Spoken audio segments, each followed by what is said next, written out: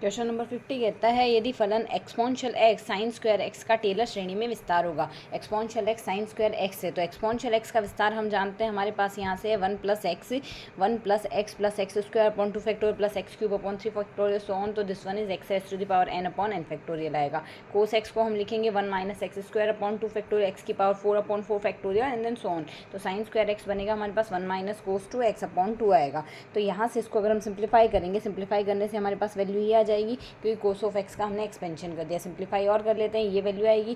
तो यहाँ से x square x cube and then so on आएगा हमारे पास, यहाँ से ये वैल्यू चलेगी। तो जिसको अगर हम यहाँ से देखें, ये हमारे पास साइन स्क्वायर एक्स का है एक्सपेंशन, साइन स्क्वायर एक्स का था।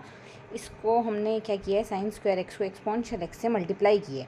Exponential x sign square x का एक्सपेंशन तो यहाँ तक हो गया, इसको एक्सपोनेंशियल एक्स से मल्टीप्लाई करेंगे, ये वैल्यू आएगी। तो x square x cube x square plus x cube and then so on, ये हमारे पास इससे हमारे पास मैच हो गया। तो सीधा सा हमें एक्सपोनेंशियल एक्स और साइन स्क्वायर एक्स की वैल्यू रखनी है, दोनों को मल्टीप्लाई करना है।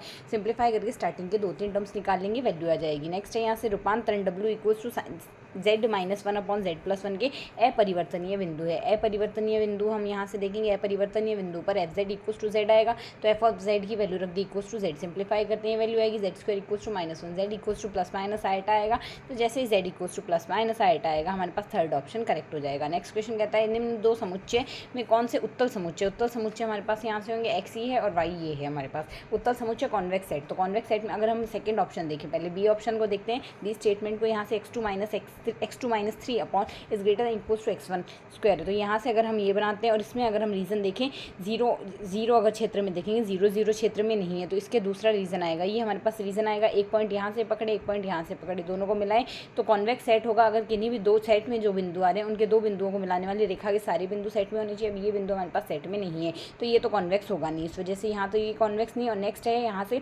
x1 x2 less than equals to 1। तो अगर इसमें हम सिंपली देखें तो इसको हम यहाँ से ऐसे प्लॉट करें तो x1 x2 less than equals to 1 लेना है। तो यहाँ से एक की वैल्यू पॉजिटिव और एक की वैल्यू नेगेटिव ले लेते हैं। लाइक हमारे पास एक की वैल्यू पॉजिटिव, एक की वैल्यू नेगेटिव, एक तो ये क्षेत्र में हमारे पास आएगी कुछ वैल्यू, इस क्षेत्र में आएगी। तो यहाँ से इनमें अगर हम दो बिंदुओं को मिलाएंगे तो उस रेखा के सारे बिंदु हमारे पास नहीं आएंगे। जैसे पॉजिटिव वाले क्षेत्र में हो गए, तो यहाँ से हम कह सकते हैं ये भी हमारे पास कॉन्वेक्स नहीं है, दोनों ही उत्तल नहीं है। तो ए व बी दोनों ही उत्तल नहीं है, तो फोर्थ ऑप्शन करेक्ट होगा।